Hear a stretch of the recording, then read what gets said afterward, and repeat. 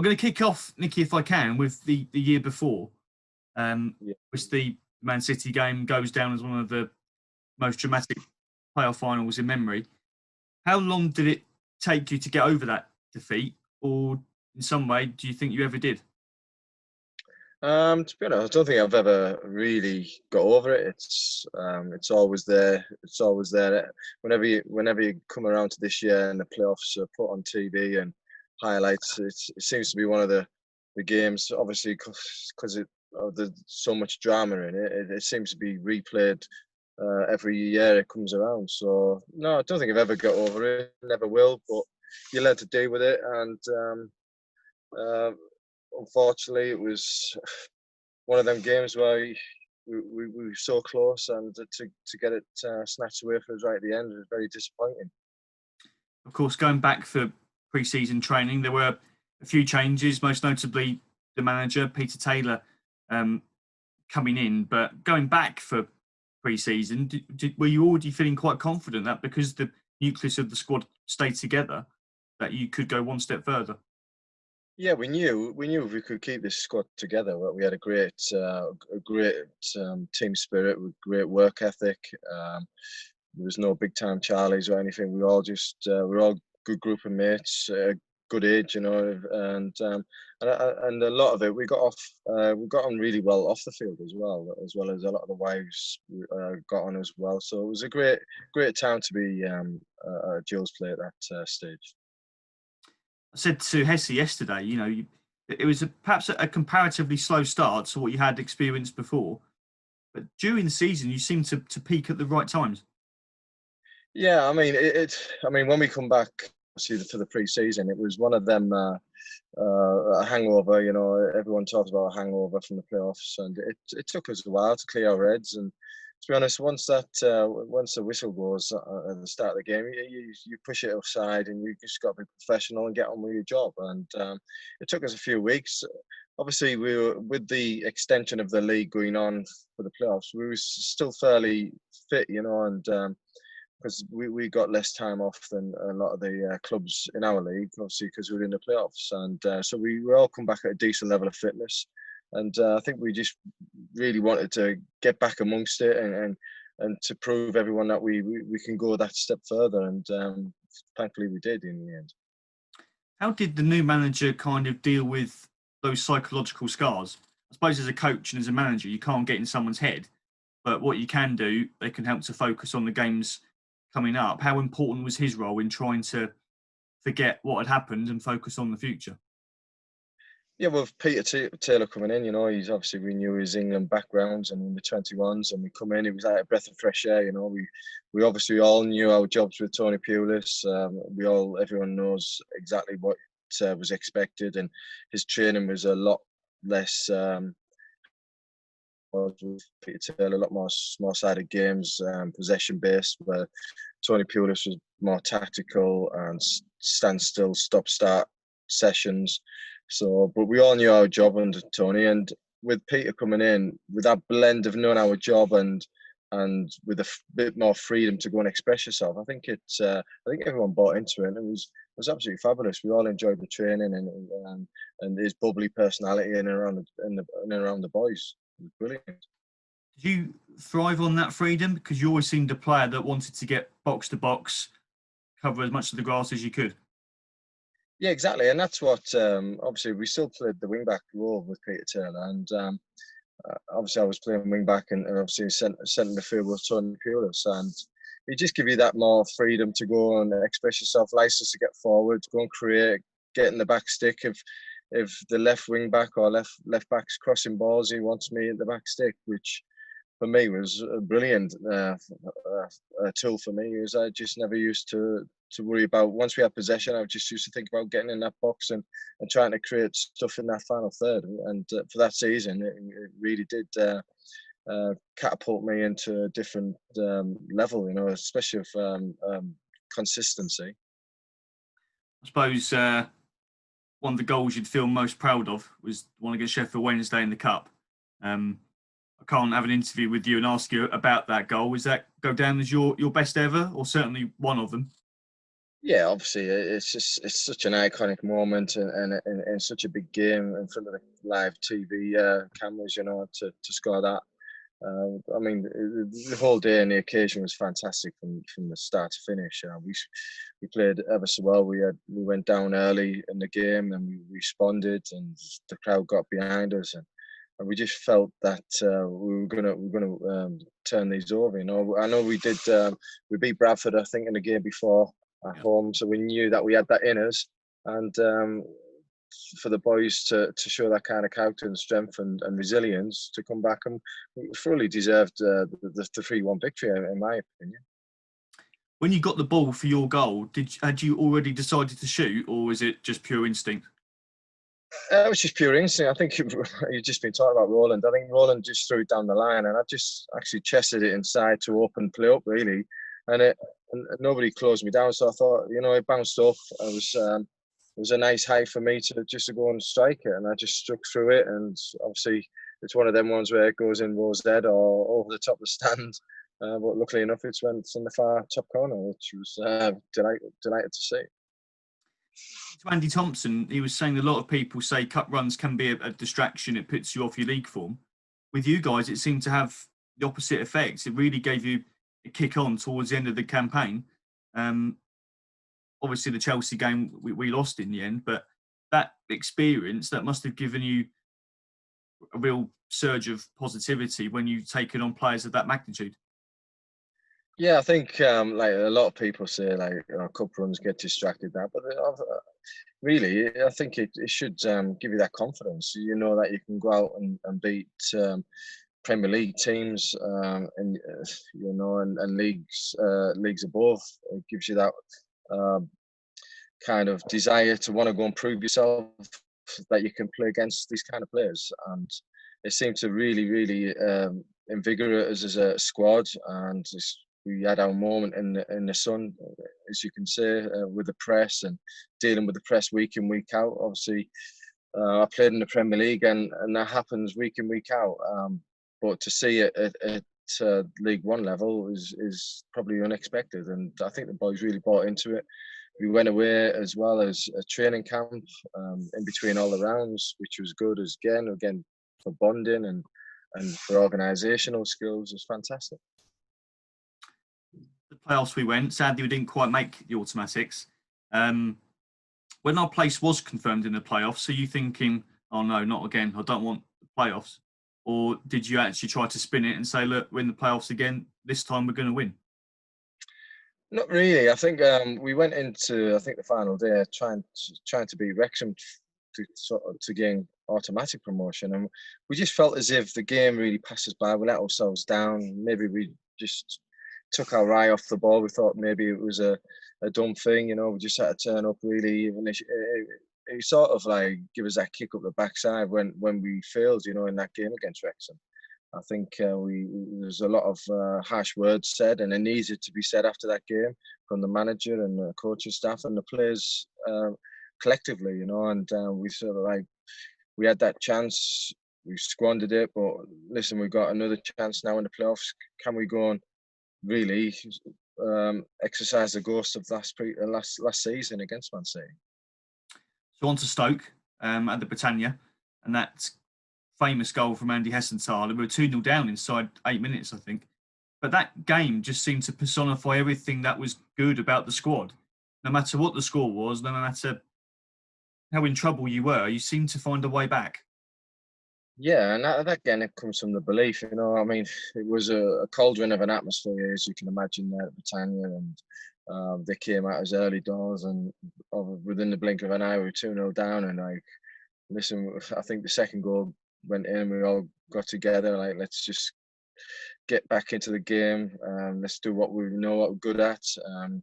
No more goals if we can help it, and let's just try and impose ourselves on the game.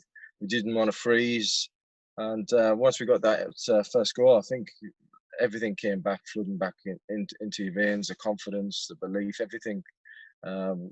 We knew we deserved to be in at this stage, and obviously going 3-1 down, and during the game, the guy in the tie was announcing I always remember it, and the boys will tell you who was involved in that game. We're announcing the bus and coach journeys for Wembley, and it's sort of like, here we go, let's let's just prove these wrong, and it was a memorable goal, obviously, by Andy, and it was fantastic. I mean, it's one that I will never forget, and especially in front of the away fans. And once that goal went in, I think everyone, I think even their fans knew that this was game on, and they had to come to Priestfield, where obviously tight ground, fans are on you, and they knew that we're going to be in for a right good game, which obviously it was.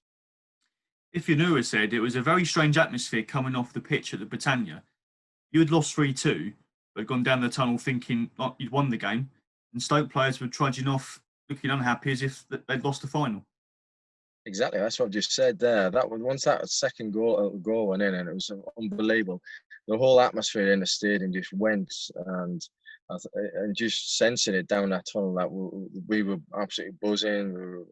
With obviously going away, losing 3-2, yeah, disappointed obviously, but we just knew that we just give ourselves a massive chance for that home leg with Andy's goal, and what a goal it was as well, to be fair. So a few days later, back to Priestfield. You played as many games there as most other people in the club's history, I imagine. Where does it rank in terms of atmosphere and occasion for you at that ground? Wow, I mean, it was bubbling, wasn't it? Just walking onto the pitch just before the game and in the warm up, like, you just sense this is going to be a special night. And the focus, I always remember the focus in that dressing room, even leading up into the training, like the 2 days before. But the actual focus and the determination and people's eyes in that dressing room, I've never seen it before, and we just knew that. Once that whistle blew, that there's going to be a storm arising, and it happened. And luckily, not luckily, we thought we deserved to win, And obviously, they lost their heads late on in the game. I think they had 2 men sent off, and it just shows you how frustrated they were. It made it difficult, but we eventually prevailed. Booked our place at Wembley for a second year on the trot. Leading up to that game, I think you had 9, maybe 10 days to mull it over and think about it. How often did you think about the Man City game, just thinking to yourself, I can't have that again, we need to go back and win it this time?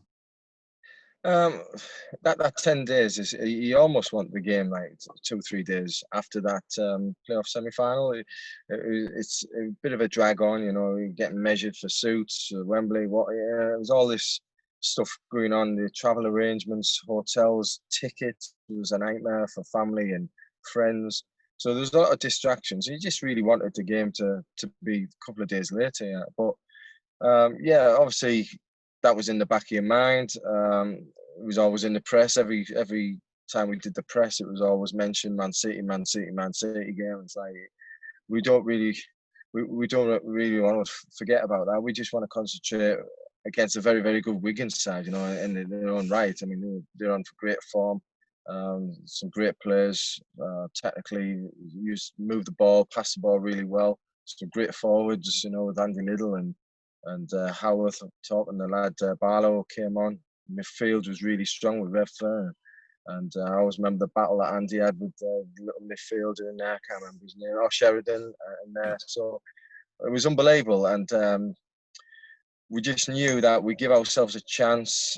We had to perform strongly on the day and give a good account. So you just knew your own job. You just start to take care for your job, for your team, and hopefully we had enough players within that 11 to do that. If we knew that if that was right, we would get the right result. Of course, it was the old Wembley, Twin Towers, a different sort kind of behind the scenes setup as it is now. What's that walk like from the dressing room and then walking out onto the Wembley turf? It's something not many people have done. You've done it. What's it like? It's chill, Dramatic. chilblains. Goosebumps. Everything you could imagine. You're walking out, and actually your fans are behind you. It's just the walk, the whole atmosphere, the national anthem, Come Abide With Me. I think they sang the song Abide With Me. I think was on as well. But it just the whole walk out there and just listening in the tunnel before, the two sets of fans singing. It was just incredible.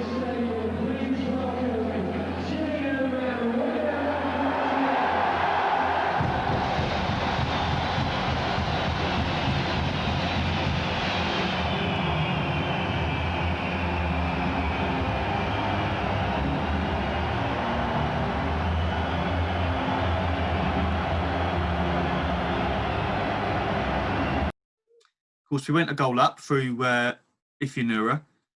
It was 1-0 after 90 minutes, so we go to extra time. A bit of deja vu setting in. Do you recall anything that was said by the manager before extra time, or was it such a blur?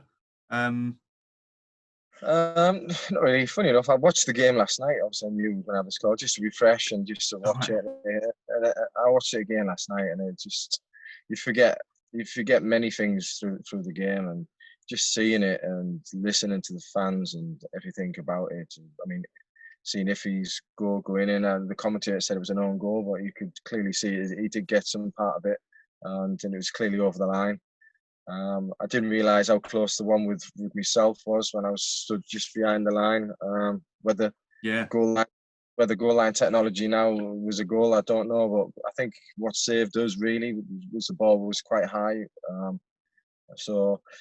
But in terms of that game, again, another up and down game. I mean, first half I was watching it. There wasn't many chances, to be fair. I think both teams really cancelled each other out first half. There's no corners. I was looking at the game last night. I couldn't believe there wasn't one corner in that first half.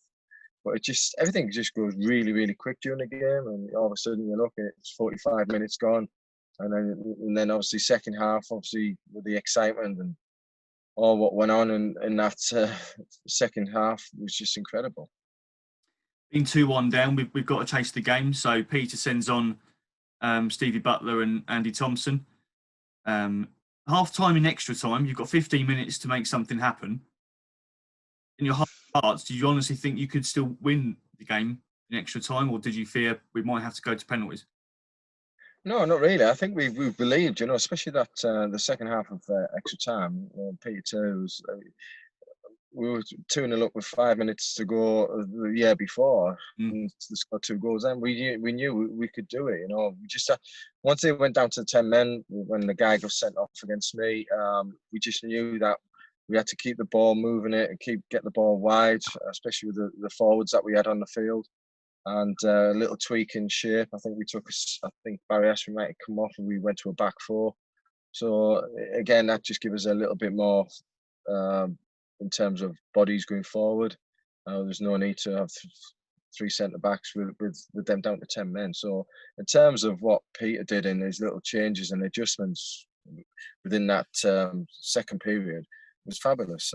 It probably goes unnoticed. Not many people realise it, but yeah, I mean, once that Stevie Butler's header went in, it was a great header as well, great lead, great cross, and I just think once that went, I think the whole stadium, especially in terms of the Gillingham fans, were more relaxed. We just knew that we had the little taste of victory there in our mouths. Well, having watched the game last night, then from Tomo's goal, I believe they were on the attack and there was an interception, and suddenly you've got the ball, and I think you travel a good 20 yards. Having offloaded the ball, did you go straight into the box, or did you stay put? What was your instruction? I remember that. I nicked the ball. Yeah, I went across into midfield, and it went down onto the left-hand side with Junior and Ty Goodin. And again, being me, I always like to try and get in the box. So I was right behind his diving header.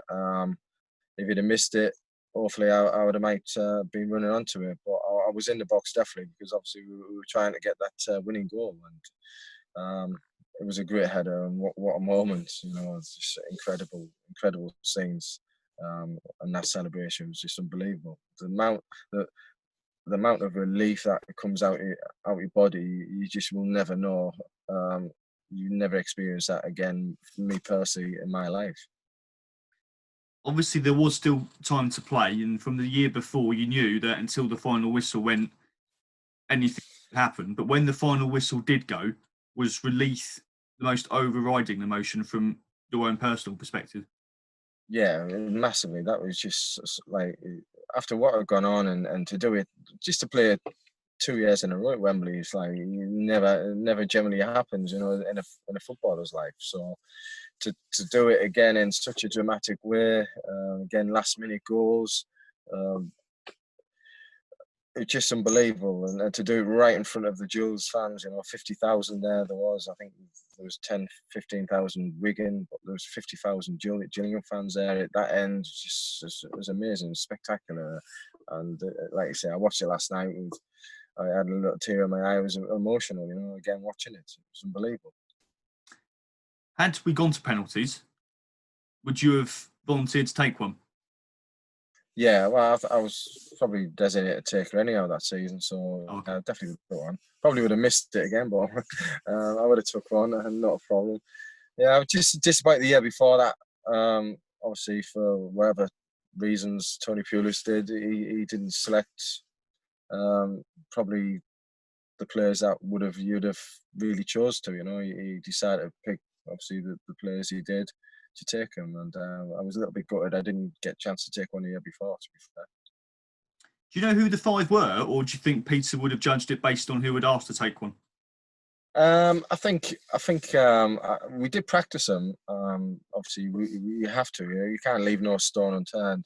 But I think it's on the day how you're feeling, and if you're feeling confident or whatever.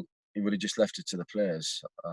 But then I definitely would have been probably the first one to take one, and you would have imagined Andy Thompson would have took one, and Ty Gooden with his nice left foot. You're looking at Steve Butler, striker. I think if he was still on the field, I think Kalasaba had gone off by then. Don't think he would have took one any. Yeah, so if he's still on, he might well have taken one. I think he did. Yeah. So, yeah, no. Listen, I think it's just how you feel at that moment, and we all have to take one. It's not a nice way to win, or not a nice way to lose. Sorry, but it's one of them ones where you got to take it, and you just got to have a picture in your mind, and hopefully strike it where you want it. And but luckily enough, it didn't go to penalties. Exactly. So you had the chance to climb the famous stairs. Spoke to the other lads in the last few days. They said when you're a footballer, that's the one moment you sort of dream of at the old Wembley Stadium. Having not been able to do it the year before, what was it like climbing those stairs and getting your hands on the trophy?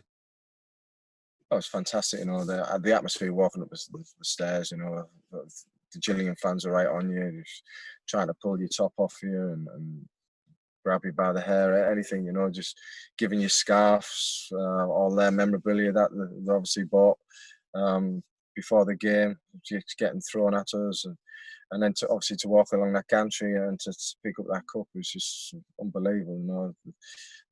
Them memories will just never fade, and what a day and what memories. Brilliant. Still loving it now. Watched it last night again.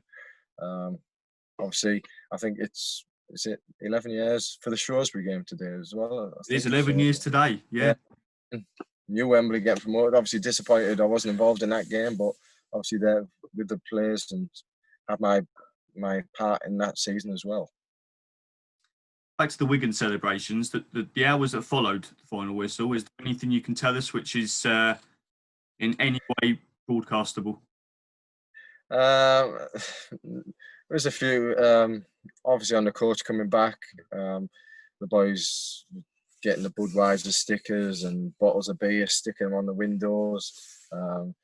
Guy Butters and Eddie Pennick is stealing Peter Taylor's phone and throwing it in a bottle of beer, throwing it in a pint glass. So there's a few little stories, but listen, it was all fun. It was brilliant, and the night we had, I think we went to Maidstone, the Hilton at Maidstone that night, and it was just incredible, and all the wives there back and family and friends, and everyone connected with the football club, the directors, families, and the chairman, and everyone together, the staff. It was just brilliant, and I remember the open top bus the day after. We went round Gillingham and around Rochester, I think it was, as well.